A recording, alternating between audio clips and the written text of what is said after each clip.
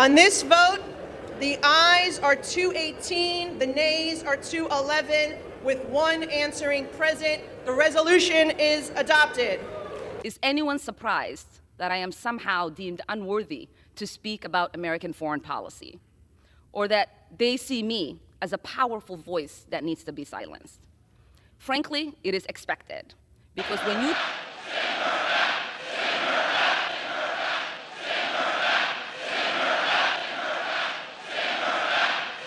The proceedings in the House of Representatives begin with the official announcement of the vote results regarding the resolution. The presiding officer calmly declares that the ayes have reached 218 while the nays total 211, with one member recorded as answering present. With these numbers confirmed, the resolution is formally adopted. This brief but decisive moment represents the culmination of political debate and deliberation within the chamber. Votes such as this illustrate how decisions in Congress ultimately come down to a simple majority after hours or even days of discussion, negotiation, and political positioning. The announcement also signals that the chamber has reached a clear decision on the matter before it, setting the stage for further reactions from lawmakers and observers across the political spectrum. Thank you, Mr. Speaker. We've heard from my colleagues the reasons why the Representative Omar should be removed from this committee. But I feel like all the reasons have not just yet been stated, which is why I rise to add for the record. We've heard about the comments that were made regarding anti-Semitism and anti-Israeli views, but I rise to add to the record that as a member of the Foreign Affairs Committee, I've sat there and heard the representative actually spew anti-American rhetoric as well.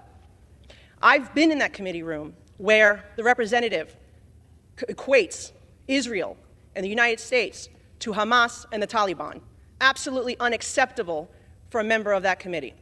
I've also heard the representative equate that it is the United States' fault that there is turmoil in Venezuela. That is not because of the oppressive socialist and communism that has spread throughout Central and South America and Venezuela at the hands of the Maduro and Hugo Chavez regimes. That is unacceptable.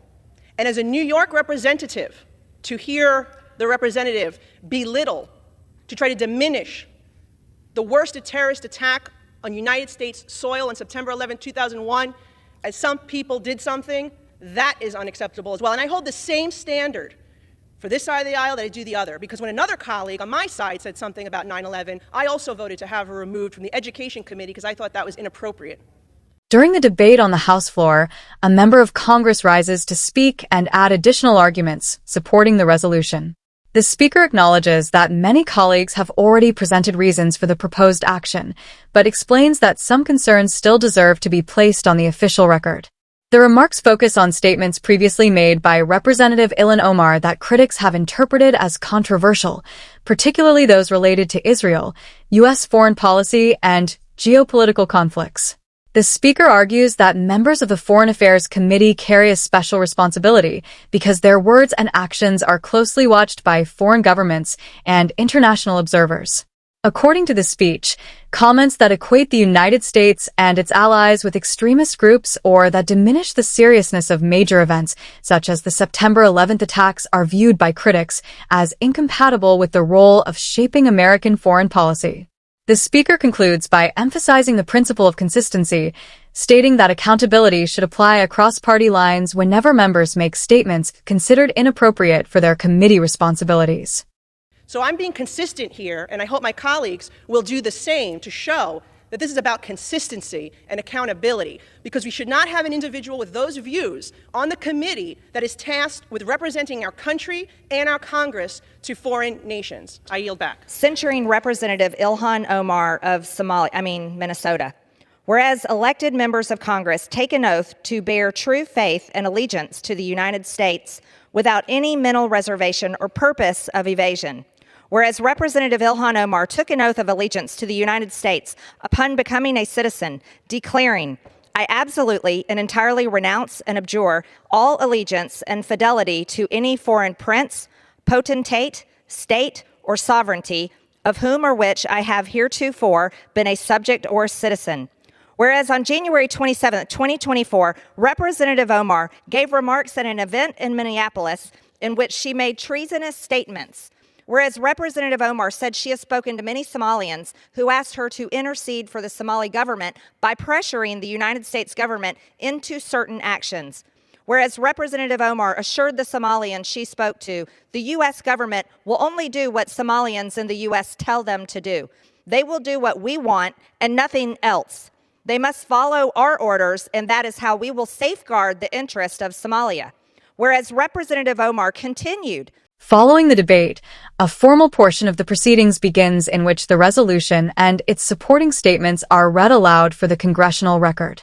The reading references the oath taken by elected officials when they assume office, emphasizing the pledge to bear true faith and allegiance to the United States. The text also recalls the oath of citizenship taken by Representative Ilhan Omar when she became a naturalized American citizen, highlighting language about renouncing allegiance to other sovereign powers. Within the resolution, several statements attributed to Omar during a public event are cited as the basis for criticism from the resolution sponsors. The document argues that members of Congress must ensure their words reflect loyalty to the United States and maintain confidence in the integrity of American institutions. Historical references are also included, such as a quote from George Washington's farewell address warning about the dangers of divided loyalties and the importance of national unity. The reading of such resolutions is a formal tradition in Congress, intended to ensure that all arguments and references are documented within the official legislative record. For as long as I am in U.S. Congress, Somalia will never be in danger. Its waters will not be stolen by Ethiopia or others. Sleep in comfort knowing I am here to protect the interest of Somalia from inside the U.S. system. Whereas George Washington warned in his farewell address of 1796 to guard against the impostures of pretended patriotism, and further declared citizens by birth or choice of a common country, that country has a right to concentrate your affections. The name of American, which belongs to you in your national capacity, must always exalt the just pride of patriotism more than any appellation derived from local discriminations. Whereas these statements by Representative Omar clearly violate the oath she took as an elected member of Congress to defend and protect the United States Constitution. Whereas Representative Omar has exhibited the treasonous tendencies George Washington warned about, and her actions must be condemned by all members of Congress who adhere to the oath they took upon assuming office. And whereas by openly admitting her efforts to advance Somalia's interest using her position as a United States representative, Representative Omar has revealed herself to be a foreign agent acting on behalf of a foreign government.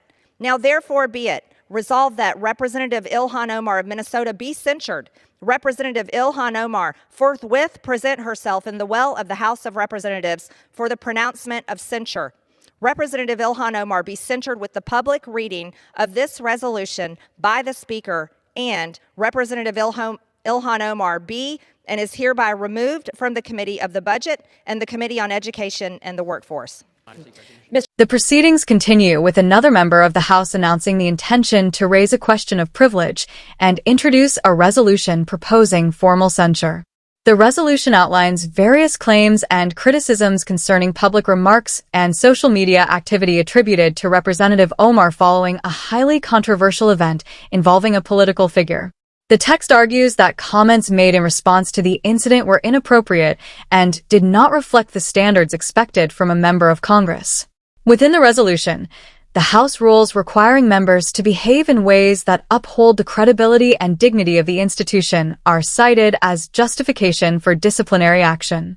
As the resolution is read, it calls for Representative Omar to present herself in the well of the House for the formal pronouncement of censure and proposes her removal from specific committees. In congressional procedure, a censure resolution represents one of the most serious formal reprimands available short of expulsion, symbolizing the chamber's official disapproval of a member's conduct. Mr. Speaker, pursuant to Clause 2A1 of Rule 9, I rise to give notice of my intent to raise a question of the privileges of the House. The form of the resolution is as follows. House Resolution 713, censuring Representative Ilhan Omar of Minnesota and removing her from the Committee on Education and Workforce and the Committee on the Budget. Whereas Charlie Kirk was a lifelong advocate for freedom of speech, civil political discourse, and the political engagement of youth. Whereas Charlie Kirk was a man of deep faith, a husband, and a father to 2 young children. Whereas on September 10, 2025, Charlie Kirk was assassinated on the campus of Utah Valley University while exercising his First Amendment right to freedom of speech. Whereas on September 11, 2025, one day after the assassination of Charlie Kirk, Representative Ilhan Omar gave an interview on Zateo's town hall with Mehdi Hassan in which she smeared Charlie Kirk and implied he was to blame for his own murder. Whereas on September 12, 2025, 2 days after the assassination of Charlie Kirk, Representative Ilhan Omar reposted a video on X, formerly known as Twitter, which disparaged the character of Charlie Kirk and those mourning his death. Whereas the video Representative Ilhan Omar reposted on X states Charlie Kirk is dead, and before the body got cold, the far right propped his corpse up as a cudgel for their holy war. Whereas the video Representative Ilhan Omar reposted on X further states, don't be fooled. These people don't give a single shit about Charlie Kirk. They are just using his death to further their Christo-fascist agenda. Whereas the video Representative Ilhan Omar reposted on X further states Charlie Kirk was a reprehensible human being. He enacted his political agenda by preying on weak-minded people. He took complex socioeconomic issues and simplified them by pointing fingers at outgroups, demonizing those groups, and sicking his massive following on them.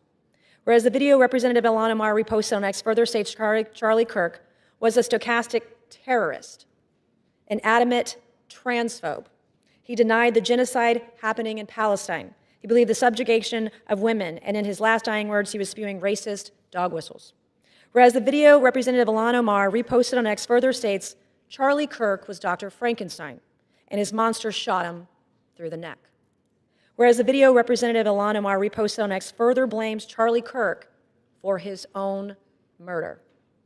Whereas Clause 1 of Rule 13 of the Rules of the House of Representatives provides a member, delegate, resident commissioner, officer, or employee of the House shall behave at all times in a manner that shall reflect credibility on the House.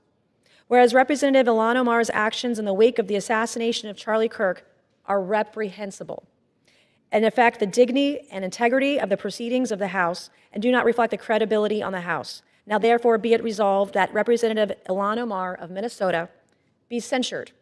Representative Ilhan Omar forthwith present herself in the well of the House of Representatives for the pronouncement of censure.